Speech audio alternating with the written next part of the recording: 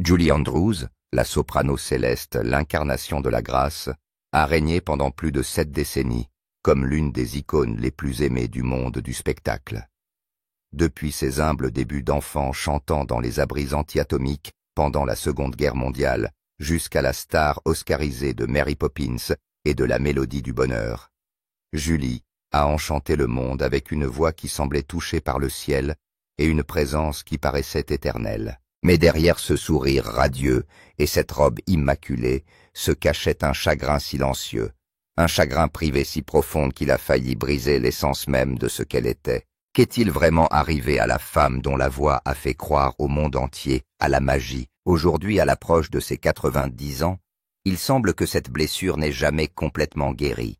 Elle est seulement devenue plus silencieuse, portée par le silence. Avant d'aller plus loin, prenez le temps de réfléchir à ce que Julie Andrews représente pour vous et au rôle qu'elle a joué et qui résonne encore dans votre cœur. Bien avant d'être un trésor mondial, elle n'était que Julia Elizabeth Wells, une enfant enveloppée dans la guerre, les ombres et les secrets trop lourds à porter pour une jeune âme. Née en 1935 à Walton-on-Thames, Julie a passé les 14 premières années de sa vie à croire qu'Edward Charles Wells, l'homme gentil et fiable qui l'a élevé, était son père.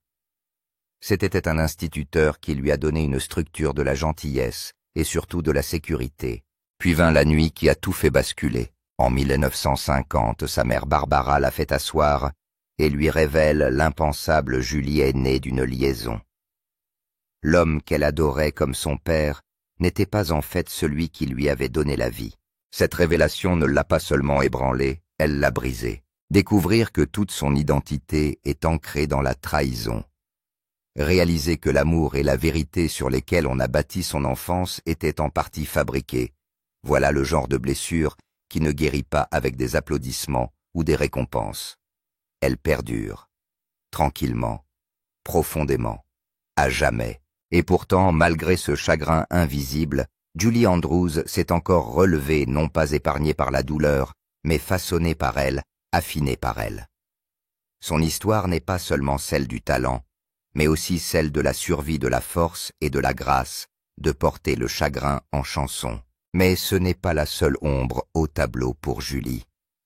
Après la séparation de ses parents pendant le chaos de la Seconde Guerre mondiale, elle a été envoyée chez sa mère et son nouveau beau-père Ted Andrews, un artiste de vaudeville qui louait sa voix d'or, mais apportait avec lui une présence plus sombre et terrifiante. La famille a vécu dans la pauvreté en temps de guerre, nichée dans des quartiers de Londres, endommagés par les bombes, où l'espoir était rare et la sécurité encore plus rare. Et puis le cauchemar. Ted, ivre et instable, a franchi une ligne à laquelle aucun enfant ne devrait jamais être confronté, non pas une fois mais 2. Il ne s'agissait pas d'incidents isolés, mais de traumatismes enfouis, comme des explosifs dans sa mémoire silencieux, mais dévastateurs. À partir de ce moment-là, elle verrouille la porte de sa chambre, la nuit, non par pudeur, mais pour survivre. C'est un détail si obsédant, si brut, que même des décennies plus tard, il porte le poids de tout ce qu'elle n'a jamais dit à voix haute. L'enfance de Julie n'a pas été simplement difficile, elle a été fracturée, blessée et irréversiblement tachée par la peur. Et pourtant, au milieu de ce chaos, il y avait une chose inébranlable. Sa voix claire comme du cristal qui transperçait la douleur comme la lumière les ténèbres. Cette voix n'était pas seulement un cadeau, c'était le salut. Cela lui a donné un moyen d'exister au-delà du traumatisme, un endroit où personne ne pouvait la toucher. Ted Andrews, malgré le mal qu'il lui a fait, a reconnu sa brillance et l'a poussée vers la performance. Et c'est là que réside le cruel paradoxe. Son ascension vers la grandeur a commencé sous le contrôle de l'homme qui avait brisé sa confiance. C'est une vérité presque trop douloureuse à supporter, mais c'était son début. L'ascension de Julie n'est pas née des applaudissements, mais de la résistance. Une résistance silencieuse, désespérée, déterminée, à tout ce qui essayait de la faire taire. Et d'une manière ou d'une autre, miraculeusement, elle a chanté. Elle n'a pas choisi sa voix, c'est elle qui l'a choisie. Dans une enfance marquée par la trahison et la peur, où le silence est devenu un bouclier, et la survie à un rituel quotidien, quelque chose de miraculeux, a commencé à surgir de l'intérieur de Julie Andrews. Une voix non seulement belle, mais transcendante. Son beau-père Ted Andrews, profondément imparfait, douloureusement complexe, a été le premier à reconnaître l'extraordinaire dans la jeune fille fragile qui vivait sous son toit. Sa voix n'était pas seulement jolie, elle était pure, rayonnante et obsédante. Trop puissante, trop précise, trop éthérée pour quelqu'un d'aussi jeune. On aurait dit que cela venait de quelque part au-delà de la douleur. Et c'était peut-être le cas. Le chant est devenu le seul endroit où elle pouvait exister, sans être touchée, sans être brisée, un refuge sacré, taillé dans le chaos. Son don n'est pas né de la joie, mais d'un besoin. Déterminée à façonner ce talent rare, Julie a été inscrite à la Con Ripman School, aujourd'hui Tring Park School for the Performing Arts, un havre pour les jeunes prodiges.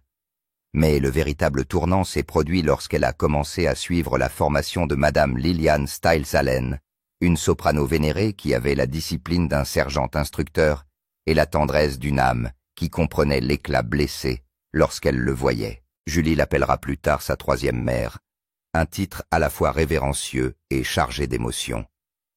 Sous la direction exigeante mais maternelle de Stiles Allen, la voix qui n'était qu'un murmure d'espoir a commencé à se transformer en une force de la nature. Sa tessiture était époustouflante, sa hauteur d'une précision inouïe, son ton si clair qu'il pouvait trancher le silence.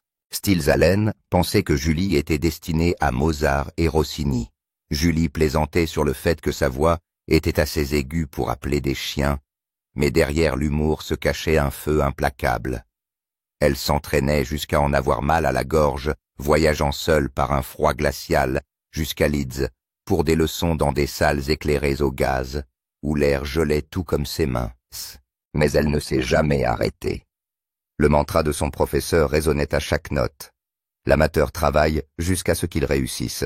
Le professionnel travaille jusqu'à ce qu'il ne puisse pas se tromper. Julie a vécu cette vérité. Sa voix n'était pas seulement formée, elle était trempée comme de l'acier, à 12 ans. À peine elle a fait ses débuts de professionnelle au London Hippodrome, dans Starlight Roof, s'attaquant à l'aria intimidante « Jésuit Titania », avec une telle maîtrise qu'elle a laissé le public sans voix. Ce n'était pas une enfant qui imitait les adultes, c'était une enfant qui les éclipsait. Et puis, à 13 ans seulement, elle est montée seule sur la grande scène du Royal Command Variety Performance au London Palladium, chantant devant le roi George VI et la reine Élisabeth. Elle est la plus jeune soliste à s'y produire. Mais plus qu'un événement marquant, c'était un message. Une fille forgée dans la douleur avait trouvé son pouvoir. Il ne s'agissait pas des premiers pas d'une carrière. C'était des changements sismiques, des pas de géant, dans un monde qu'elle était destinée à refaire à son image. Et pourtant, derrière le vernis et la perfection, il y avait toujours une ombre dans son regard, une discipline qui frisait le défi. Un calme, né non pas de la confiance, mais de quelqu'un qui a compris à quel point les choses pouvaient être facilement enlevées. Elle a continué à chanter sur scène, à la radio, dans des pantomimes, non seulement parce qu'elle aimait cela, mais aussi parce qu'elle devait le faire. Chaque note était une précision, chaque performance une armure. Le monde entier a applaudi le prodige, mais derrière chaque ovation se cachait une jeune fille qui avait autrefois fermé la porte de sa chambre par peur et qui se tenait désormais debout chantant non pas pour les applaudissements, mais pour la libération. À chaque respiration, elle reprenait ce que la vie avait tenté de faire taire. Elle a peut-être été brisée dans son enfance, mais Julie Andrews n'a jamais laissé cette brisure la définir. Elle en a fait quelque chose d'éternel. Son chemin vers la grandeur n'a pas été une ascension gracieuse. C'était une bataille brutale pavée de rejets de solitude et du défi tranquille d'une fille qui refusait d'être réduite au silence. À 19 ans seulement, elle quitte le confort brumeux de l'Angleterre pour braver l'inconnu éclatant de l'Amérique. C'était en 1954, sans relation, sans filet de sécurité, avec seulement un soprano aussi clair que le cristal et un esprit aiguisé par la survie. Julie est entrée sur une scène de Broadway, dans The Boyfriend, et a désarmé tout le monde dans la salle. Les critiques sont dithyrambiques, le public pleure. C'est ainsi qu'est née une nouvelle étoile dont l'éclat ne peut être ignoré. Elle a remporté le Theatre World Award, mais ce n'était que le début. Le sommet est atteint 2 ans plus tard avec My Fair Lady, un rôle si exigeant qu'il intimide les stars les plus chevronnées. Pourtant, Julie, qui n'avait encore qu'une vingtaine d'années, s'en est acquittée avec une grâce étonnante. Dans le rôle d'Eliza Doolittle, elle ne s'est pas contentée de jouer, elle s'est transformée, évoluant chaque soir sous les yeux du public. La production a été jouée plus de 700 fois. Broadway n'a pas seulement applaudi, elle s'est inclinée. Mais au moment où Hollywood lui tendait les bras, le rêve s'est transformé en chagrin d'amour. Au moment de l'adaptation cinématographique, Julie a été froidement écartée au profit d'Audrey Hepburn, une décision motivée non par le talent, mais par le pouvoir de la star. C'était une trahison écrasante. Julie avait mis toute son âme dans Eliza, et voilà qu'on lui enlève le rôle. Ce genre de rejet aurait pu la détruire, mais il semble que le destin ait simplement fait place à quelque chose de plus grand. Walt Disney avait été témoin de sa magie sur scène et savait qu'il avait devant lui Mary Poppins. Il lui a proposé le rôle retardant même la production pour qu'elle puisse accoucher, encore sous le choc de l'échec de My Fair Lady. Julie hésite, mais lorsqu'elle a finalement dit « oui », le destin lui a ouvert les bras. Mary Poppins est devenue un véritable phénomène culturel. La performance de Julie était sans effort mais profondément émouvante, fantaisiste et profonde à la fois. Elle a remporté l'Oscar de la meilleure actrice triomphant de nul autre qu'Audrey Hepburn. Ce n'était pas une vengeance, c'était une justice poétique. Elle a conquis Hollywood, non pas en jouant ses jeux, mais en honorant sa vérité. Et elle ne s'est pas arrêtée là. 1 an plus tard sortait La Mélodie du Bonheur. Dans le rôle de Maria, elle est devenue le cœur d'un film qui transcendra les générations. Son image, les bras écartés au sommet d'une montagne autrichienne, a été gravée dans l'histoire du cinéma. Mais la beauté à l'écran masquait la brutalité qui se cachait derrière. Chaque prise la laisse meurtrie, malmenée par les courants descendant des hélicoptères trempés de sueur. Mais Julie ne s'est jamais plainte. Elle savait que l'art, le véritable art, exigeait tout. Le film a rapporté plus de 286 millions de dollars et 5 Oscars. Mais plus que des chiffres, il a donné au monde un nouveau symbole, non seulement de la joie, mais aussi de la persévérance dans sa forme la plus pure. Julie ne courait pas après la gloire, elle se construisait une vie. Chaque dollar qu'elle gagnait était épargné, investi non pas dans un statut, mais dans la sécurité. Elle a acheté une maison tranquille à Londres, puis une modeste retraite en Californie. Elle n'a pas fait étalage de sa richesse. Elle était discrètement intégrée à l'avenir qu'elle construisait avec son second mari, le réalisateur Blake Edwards.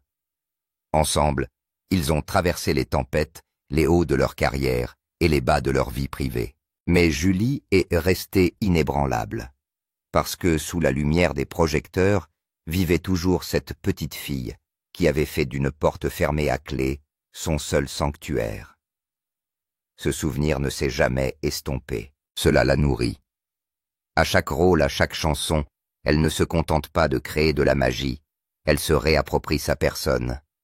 Sa voix, dont on disait autrefois qu'elle était assez pure pour invoquer les anges, est devenue à la fois un bouclier et une épée.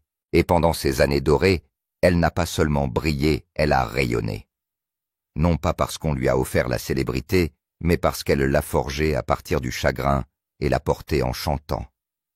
Au sommet de sa gloire, alors que Julie Andrews semblait tout avoir, la célébrité, la fortune et un héritage gravé dans l'or, une tempête silencieuse s'amoncelait, prête à briser le cœur même de ce qu'elle était. À première vue, sa vie semblait charmante, sa carrière étant auréolée d'applaudissements de personnages aimés et d'une vénération internationale. Mais le destin a une façon cruelle de mettre à l'épreuve même les plus forts. Et le test de Julie n'est pas arrivé avec le tonnerre, mais avec un murmure, un léger enrouement à peine perceptible au début. Mais ce fut le début d'une descente impensable. La femme dont la voix avait traversé les salles d'opéra enchantées les audiences royales, et définit des générations dans Mary Poppins et le son de la musique, cette voix a commencé à faiblir. En 1997, alors qu'elle jouait Victor Victoria à Broadway, Julie a consulté un médecin pour ce que les médecins ont appelé des nodules vocaux bénins. Le pronostic semblait inoffensif. L'intervention chirurgicale recommandée était routinière sûre et garantie. Mais ce qui s'ensuivit fut tout sauf cela. L'intervention a endommagé irrémédiablement ses cordes vocales, transformant le soprano céleste en un râle fragile. Il ne s'agissait pas seulement d'une perte de son, mais d'un effacement d'identité. Elle s'est réveillée après l'opération non pas avec un soulagement, mais avec une absence. Le silence n'était pas extérieur. Il vivait en elle. Julie décrira plus tard ce moment comme une mort intérieure. Que faire lorsque l'expression de votre âme vous est enlevée? Elle a tout essayé. 4 opérations supplémentaires, des consultations avec les meilleurs spécialistes, des prières murmurées en privé.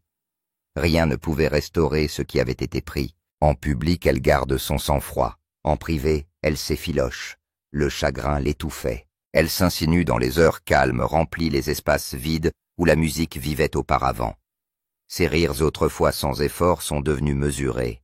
Ses apparitions publiques, bien que soignées, se sont faites plus rares. La voix qui avait jadis illuminé des salles de cinéma entières éclairait désormais à peine une pièce. Blake Edwards, son mari et partenaire créatif, a révélé en 1998 que ce qu'elle craignait le plus était devenu réalité. Elle ne chantera plus jamais. Leur maison, autrefois remplie de mélodies et de rires, était désormais empreinte d'un silence que ni l'un ni l'autre ne pouvait réparer. Julie fixait les plafonds la nuit, faisant le deuil non pas d'une carrière, mais d'une partie de son être. Elle confiera plus tard, lors d'entretiens à voix basse, qu'elle avait l'impression qu'une partie d'elle-même était morte non pas au sens métaphorique du terme, mais au sens viscéral, celui qui détruit l'âme et qui la prive de toute raison d'être. Et lorsque la thérapie n'a pas pu soulager le mal, elle s'est tournée vers la justice. Elle a intenté une action pour faute professionnelle contre l'hôpital Mount Sinai et les chirurgiens qui lui avaient promis de l'espoir, mais lui avaient brisé le cœur. La plainte affirme qu'elle n'a jamais été correctement avertie des risques. La procédure judiciaire a été épuisante sur le plan émotionnel, une nouvelle forme de traumatisme venant s'ajouter à l'ancienne. Bien que l'affaire ait finalement été réglée en 2000, pour un montant non divulgué, aucune somme d'argent ne pouvait récupérer la voix qui avait ému des millions de personnes. Aucune décision de justice ne pouvait apaiser la blessure du silence. Pour quelqu'un comme Julie Andrews, dont l'essence même était sa capacité à s'exprimer, à communiquer et à se connecter par la voix, il ne s'agissait pas seulement d'un revers professionnel.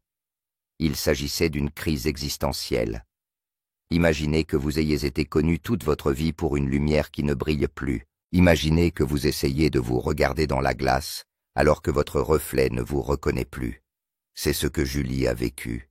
Elle a dit un jour: « J'avais l'impression qu'on m'avait volé mon identité. Je ne savais pas qui j'étais sans ce son. » Sa fille Emma a révélé plus tard qu'au cours des premières années qui ont suivi l'opération, sa mère tombait parfois dans de profonds silences, se repliant sur elle-même.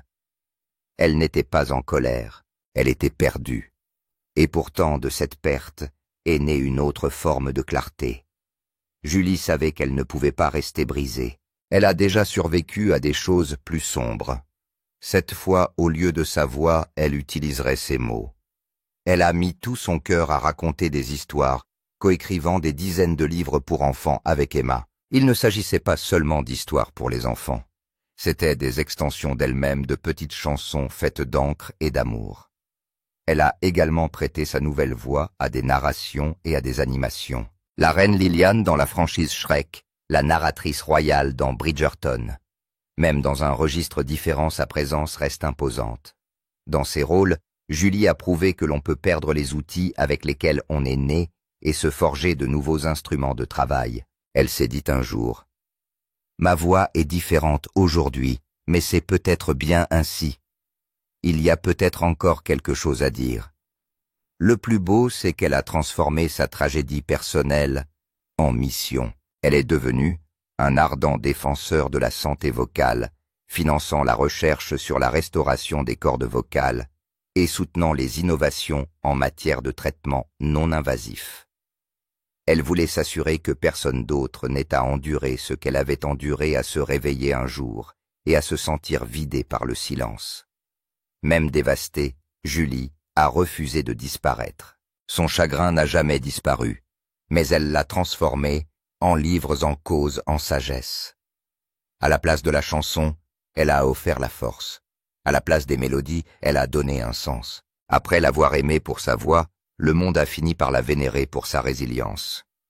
Julie Andrews a peut-être perdu sa voix, mais dans ce silence, elle a trouvé quelque chose de tout aussi puissant, un esprit inébranlable. Sa douleur est devenue un but, sa tragédie, un triomphe tranquille. Et bien qu'elle ne puisse plus jamais atteindre ses notes aiguës, son histoire continue de s'élever. Parce qu'en fin de compte, Julie Andrews n'a pas seulement chanté pour le monde. Elle lui a appris ce que signifie survivre au silence et s'élever. Le monde se souvient souvent de Julie Andrews comme d'une femme à la prestance inébranlable et au charme incandescent, mais derrière cette élégance se cachait un cœur meurtri non seulement par le silence, mais aussi par l'amour. Profond, dévorant et finalement déchirant. La tragédie de la perte de sa voix a été dévastatrice. Oui, mais la douleur émotionnelle qui vivait tranquillement dans sa poitrine allait bien au-delà de la musique. C'était le genre de chagrin qui ne résonne pas dans les grands auditoriums, mais dans les coins tranquilles de la mémoire où l'amour a fleuri et s'est lentement fané. Le premier grand amour de Julie, son premier point d'ancrage dans un monde chaotique, était Tony Walton, le garçon qu'elle avait rencontré à l'âge de 13 ans. Il avait 2 ans de plus, c'était un adolescent obsédé par le théâtre, avec des yeux doux et un carnet de croquis toujours à la main. Ils se sont rencontrés lors d'une pantomime de Noël à Londres. Julie jouait dans Humpty Dumpty et Tony regardait au premier rang complètement fasciné par la fille aux nattes et à la voix capable de faire taire un auditorium entier. Ce moment fugace est devenu une graine qui s'est transformée en un amour qui allait un jour définir le début de sa vie d'adulte. Des années de lettres de trajet en train nocturne de rêves partagés et de passions artistiques ont abouti à leur mariage en 1959. C'était l'union d'âmes sœurs, elle l'étoile montante de la scène et de l'écran. Lui, le concepteur visionnaire dont les décors orneraient un jour les théâtres les plus emblématiques du monde. En 1962, ils accueillent une fille, Emma Catherine, que Julie appellera plus tard le plus beau cadeau de sa vie. Pendant un certain temps, cela ressemblait à un livre d'histoire, du genre de ceux que Julie écrirait plus tard pour les enfants. Une belle maison des rires, lors de dîners tardifs, des triomphes créatifs partagés, et le sentiment enivrant d'avoir construit quelque chose d'inébranlable. Mais même les contes de fées peuvent s'effilocher sous le poids de la réalité. Alors que l'étoile de Julie montait dans la stratosphère Mary Poppins, la mélodie du bonheur, les tournées de presse internationales, les Oscars, les tapis rouges, elle était tirée dans toutes les directions. Les exigences de la célébrité mondiale étaient incessantes, offrant peu d'espace pour la pause, l'intimité ou la présence. Tony, bien qu'ayant réussi dans son domaine, suivait un rythme différent. Son monde à lui était plus calme, ancré dans les détails artistiques et la brillance des coulisses. Peu à peu, l'harmonie qui définissait leur amour est remplacée par une dissonance. Les moments passés ensemble sont devenus rares, les conversations brèves et fatiguées. Ils n'étaient pas en colère, ils n'étaient pas cruels, ils étaient simplement en train de s'éteindre. Nous étions comme des bateaux dans la nuit, s'est dit Julie. Nous nous croisions avec amour, mais nous n'avions pas de port où nous reposer. En 1967, après presque 10 ans de mariage, ils se séparent discrètement. Pas de scandale public, pas de gros titres, juste la lente et douloureuse érosion de quelque chose de sacré. Pour Julie, ce n'est pas seulement un divorce, c'est l'effondrement d'un rêve auquel elle avait cru de tout son cœur. Elle pensait que l'amour pouvait survivre à tout à la distance, à l'ambition au chaos, mais pas à l'invisibilité. Elle a avoué un jour qu'en s'éloignant de Tony, elle avait eu l'impression d'abandonner une version de moi-même que j'avais toujours chérie. La douleur n'était pas seulement liée à la perte d'un partenaire, mais aussi à la perte du miroir qui reflétait autrefois son moi le plus authentique. Dans les années qui ont suivi, elle a lutté en privé, alors que le monde entier la voyait inébranlable. Sous les robes de créateur et les ovations, il y avait une femme en deuil, une mère célibataire, une âme en quête de clarté. Elle s'est plongée dans une thérapie, essayant de comprendre les choix qu'elle avait faits et les conséquences qu'ils entraînaient. J'avais l'impression d'avoir échoué, a-t-elle admis lors d'une rare interview, pas seulement lui, pas seulement Emma, mais moi-même. La culpabilité est implacable. Avait-elle choisi la carrière plutôt que la connexion? Avait-elle couru trop fort, trop vite, trop longtemps? Aurait-elle pu le sauver si elle avait simplement fait une pause? Mais il n'y a pas de réponse facile dans les ruines de l'amour. Il n'y a que la réflexion. Pour Julie Andrews, cette réflexion a fait partie de sa guérison. Son travail est devenu plus calme, plus intentionnel. Elle est devenue farouchement dévouée à Emma, déterminée à être présente d'une manière que la célébrité lui avait autrefois refusée. Elle a parlé de Tony avec gentillesse, lors d'interviews jamais avec amertume, seulement avec gratitude, seulement avec grâce. Ils sont restés amis, leur amour s'est transformé, mais n'a jamais été effacé. Et c'est peut-être là le plus grand héritage de Julie, pas seulement dans sa voix ou dans ses films, mais dans la façon dont elle a géré les chagrins d'amour, non pas avec amertume, mais avec beauté. Elle n'a pas enterré la douleur, elle l'a honorée, en a tiré des leçons, et l'a laissé façonner la femme qu'elle allait devenir. Puis vint Blake Edwards, un homme qu'elle n'attendait pas, à un moment qu'elle n'avait pas prévu. Une seconde chance d'amour lui est offerte non pas par un grand geste romantique, mais discrètement, presque comiquement, alors qu'ils se croisent à la sortie du cabinet d'un thérapeute. Deux âmes fatiguées portant le poids des blessures du passé. Julie, du lent déchirement du divorce et de la perte d'identité Blake, d'un long mariage tumultueux et de sa bataille privée contre les démons de l'esprit. Ni l'un ni l'autre ne cherchaient quoi que ce soit, et pourtant, ils ont trouvé l'un dans l'autre un calme inexplicable, pas des feux d'artifice, un refuge.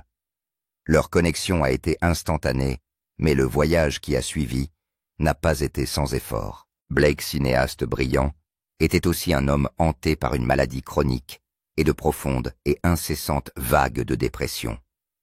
Il était plein d'esprit et charismatique mais vulnérable, à un point que peu de gens voient. Julie, toujours posée et calme aux yeux du monde, se retrouvait à présent la main ferme derrière les portes closes, l'aidante, l'encre émotionnelle, la guerrière tranquille, qui maintenait ensemble une vie qui vacillait souvent sous un poids invisible. Il était mon roc, disait-elle souvent, mais j'étais son encre. Peu de gens comprenaient à quel point il était lourd de tenir bon pour quelqu'un d'autre, tout en portant ses propres fissures invisibles, et pourtant, ils ont enduré. Pendant 41 ans, ils ont construit une vie cousue, à parts égales de résilience, de créativité et d'amour farouchement protecteur. Ils ont collaboré sur des films Victor Victoria, That's Life, Darling Lily, transformant l'art partagé en guérison partagée. Leur foyer, bien que touché par les ténèbres, était rempli de rires, de livres, de conversations animées et d'un sentiment d'appartenance inébranlable. Au milieu des années 1970, ils ont agrandi leur famille en adoptant 2 filles originaires du Vietnam, Amy et Joanna. C'était une décision audacieuse, à une époque où peu de célébrités parlaient d'adoption transnationale, mais Julie a embrassé la maternité avec une dévotion féroce. Leur famille recomposée est devenue son univers, et Blake, bien qu'émotionnellement fragile, en est resté l'âme. Mais l'amour, comme la vie, le lui a appris à maintes reprises, n'est jamais à l'abri d'une perte. En 2010, après des années de santé déclinante, Blake Edwards est décédé de complications dues à une pneumonie. Julie était à ses côtés, lui tenant la main, murmurant dans le silence des souvenirs qu'ils étaient les seuls à avoir partagés. Son départ ne s'est pas accompagné d'un drame ou d'un spectacle. Il est venu avec l'immobilité, et il a creusé un vide dans son monde qu'aucun applaudissement ne pourrait jamais combler. Le silence que Blake a laissé n'était pas celui qu'elle avait connu après avoir perdu sa voix. Ce silence était plus profond, plus solitaire. C'était l'absence de conversation matinale, le son de son rire lors d'une blague partagée, la force tranquille d'être connu sans mots. Je me suis senti détaché, a-t-elle avoué des années plus tard, comme un arbre arraché à ses racines. À partir de ce moment, quelque chose de subtil a changé. Julie a continué à se montrer au monde avec grâce, charme et sagesse. Mais ses proches s'en sont rendus compte. Ses sourires étaient plus doux, ses rires moins fréquents. La lueur dans ses yeux autrefois enjoués et espiègles était désormais empreinte d'une douleur lointaine, d'une douceur née d'un chagrin de longue date. Dans les interviews, elle mentionnait rarement le mot solitude, mais on pouvait l'entendre dans les pauses, dans le souffle qu'elle prenait avant de changer de sujet. Un journaliste s'est souvenu de l'avoir vu dériver son regard par la fenêtre au cours d'une interview perdue, pendant une seconde avant qu'elle ne dise tranquillement « Cela ne vous quitte jamais même si la personne le fait, il devient une partie de vos os. C'est le problème avec le deuil, il ne crie pas toujours. Parfois, il murmure à travers votre posture, vos yeux, vos silences. » Et Julie, qui a toujours été une artiste accomplie, a laissé son chagrin vivre à ses côtés, non pas caché, mais tissé dans la tapisserie de ce qu'elle était devenue. Au crépuscule de sa vie, elle ne parlait pas de contes de fées. Elle a parlé du véritable amour compliqué, douloureux, durable, celui qui vous transforme, celui qui reste même après qu'il soit parti. Grâce à Blake, Julie Andrews a appris que l'amour n'est pas toujours une question de grands gestes ou de fin parfaite. Parfois, il s'agit de rester malgré la maladie, le désespoir silencieux, le rire qui s'éteint lentement. Et lorsqu'elle se termine, il s'agit de se souvenir avec gratitude, plutôt qu'avec amertume. Ces histoires d'amour n'éteignent pas des illusions cinématographiques. Elles éteignent des vérités humaines, brutes, imparfaites, mais farouchement belles. Ainsi, dans le calme qui a suivi sa disparition, elle est restée digne, forte et tranquillement altérée. Ce n'était plus l'ingénue aux grands yeux ou la soprano rayonnante, mais une femme qui avait profondément aimé et profondément perdu. Une femme toujours debout, enracinée dans la mémoire, avec un cœur qui continue à porter chaque note, chaque murmure, chaque toucher. Dans la sérénité feutrée de ces dernières années, après que les ovations se sont estompées et que les rideaux sont tombés depuis longtemps. Julie Andrews ne s'est pas retirée du monde, mais a tranquillement, avec une extraordinaire dignité, redéfini sa place en son sein. Aujourd'hui, alors qu'elle s'avance gracieusement vers ses 90 ans, elle le fait non pas avec la vanité de la célébrité, mais avec la force tranquille d'une femme qui a traversé la tempête et choisi encore et encore de se tenir au soleil. Pour des millions de personnes, elle reste la voix de Mary Poppins, l'esprit de Maria von Trapp. Mais pour ceux qui la connaissent plus intimement, sa famille, ses plus proches collaborateurs, les enfants qui se blottissent dans ses livres, elle est quelque chose de bien plus profond. Une survivante, une sage et une douce force de la nature qui n'a jamais cessé de créer, de guider et de donner. Avec une valeur nette, estimée à 30 millions de dollars, en 2025, le style de vie de Julie est imprégné de goût raffiné et d'appréciation profonde, jamais d'excès. Ces maisons n'ont jamais été des trophées, mais des sanctuaires. Parmi elles, West Lodge à Wimbledon reste l'un des symboles les plus exquis de son succès précoce. Il s'agit d'un grand domaine victorien, autrefois fragmenté en appartements, que Julie a restauré en une seule résidence majestueuse dans les années 1960. Il chuchotait l'élégance, les fenêtres cintrées, les planchers en chêne d'origine, un escalier en colimaçon qui semblait sorti d'une comédie musicale. Pendant une brève période, ce fut sa forteresse. Un autre chapitre précieux se trouvait à Chester Square, où Julie et Blake Edwards organisaient des soirées qui brillaient d'un glamour discret. Peter Sellers, Audrey Hepburn, Omar Sharif. Pourtant, la véritable magie ne résidait pas dans la liste des invités, mais dans l'amour et l'esprit échangés à la lueur des bougies. Son ancienne collection de voitures était tout aussi éclectique et poétique. La Bentley S. 2 des années. 1960 élégante, posée totalement intemporelle, était le miroir de la Julie que le monde entier adorait. La Lexus UX qu'elle a préférée plus tard dans sa vie pratique mais raffinée raconte une histoire d'évolution d'ancrage sans compromis. Le plus sentimental de tous était une Pierce Arrow Model 80 des années 1920. Plus qu'une voiture, c'est le souvenir d'une époque qu'elle a contribué à immortaliser. Un clin d'œil à un âge d'or qui résonne dans son héritage. Mais le véritable héritage de Julie aujourd'hui plus que jamais réside dans la façon dont elle choisit de vivre. Loin des lumières d'Hollywood, elle est directrice artistique du Bay Street Theatre à New York, prêtant sa vision et sa voix à la prochaine génération d'artistes et de conteurs. Sa collaboration avec sa fille Emma Walton Hamilton s'est transformée en un deuxième acte prolifique. Plus de 30 livres pour enfants, dont beaucoup ont été primés, et certains profondément personnels. Leur lien n'est pas seulement celui d'une mère et d'une fille. Il est aussi celui de co-auteurs, de co-concepteurs, de créateurs d'histoires, qui reflètent les valeurs mêmes que Julie a toujours incarnées. L'empathie, l'imagination, la grâce. Même sa voix, bien que plus douce, vieillie par le temps, et la douleur, a trouvé une nouvelle résonance. La reine Liliane, dans Shrek, la narratrice de Bridgerton, et même la voix de Marlena dans Despicable Me. Dans chaque rôle, sa cadence est chaleureuse, sage, inébranlable. Elle ne s'élève plus comme autrefois, mais elle reste émouvante. Et c'est cela Julie, en constante évolution, jamais en voie de disparition. Aujourd'hui, sa maison est décrite par les visiteurs comme un havre de paix, des étagères remplies de livres, des arrangements floraux, réalisés avec amour, des photographies encadrées d'une vie pleinement vécue, les échos des rires des petits-enfants, l'odeur du thé frais et du papier usé. Ce n'est pas un sanctuaire de la célébrité, c'est le portrait vivant d'une femme qui a embrassé chaque phase de sa vie avec authenticité. Elle n'a plus besoin de l'attention du monde. Ce qu'elle recherche, c'est la présence, le temps passé avec ses proches, un travail utile des causes qui comptent. Et elle continue à donner discrètement, humblement, sans faire les gros titres. Elle finance la recherche sur la restauration des cordes vocales.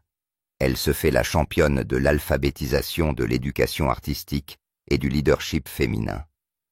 Elle se montre non pas sur les tapis rouges, mais dans les salles de classe, dans les théâtres communautaires, dans les pages des livres offerts aux enfants, qui ne sauront peut-être jamais qu'elle a un jour chanté pour des millions de personnes. Et lorsqu'on lui demande comment elle espère qu'on se souviendra d'elle, Julie répond avec la gentillesse de quelqu'un qui n'a plus rien à prouver. La gentillesse, et peut-être en rendant la journée de quelqu'un un peu plus lumineuse. Ce n'est pas l'épilogue de Julie Andrews, c'est son rappel. Non pas avec des notes aiguës, mais avec un but plus élevé. Non pas avec les applaudissements du monde, mais avec l'impact silencieux d'une vie bien vécue, bien combattue, et qui continue à se dérouler. Elle ne s'éteint pas, elle rayonne. Avec chaque enfant qui découvre sa voix à travers une histoire, avec chaque élève qui trouve du courage sur scène, avec chaque âme qui se souvient de son sourire au son de la musique, elle continue. Et c'est peut-être là son plus grand triomphe. Non pas les rôles qu'elle a joués, mais la femme qu'elle est devenue. Non pas la perfection de la voix, mais la persévérance de l'esprit. Julie Andrews est aujourd'hui non seulement une légende, mais aussi un témoignage vivant de la grâce après la gloire, de la résilience, après la ruine, et du genre d'amour qui résonne longtemps après la tombée du rideau. Si Julie Andrews vous a touché au cœur, faites-le nous savoir dans les commentaires. Et si vous pensez que son histoire mérite d'être transmise, n'hésitez pas à aimer cette vidéo non seulement pour nous,